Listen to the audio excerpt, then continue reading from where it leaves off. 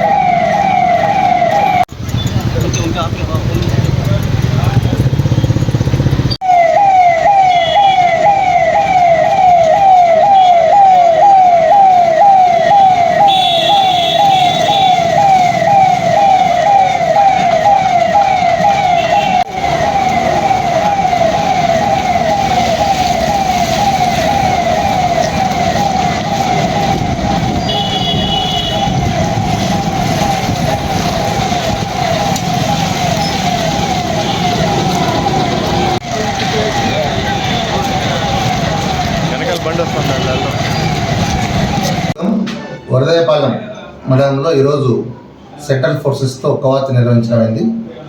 ఈ సామాన్య ప్రజలకి శాంతియుతంగా ఎలక్షన్ జరుపుతామనేటువంటి నమ్మకం కలిగించే దానికోసం ఈ కవాతు నిర్వహించడం జరుగుతుంది. ఆ క్రమంలో ఈరోజు నిర్వహించాము. ఇక్కడే చేసాము, సంతవేలూరులో కూడా చేసాము.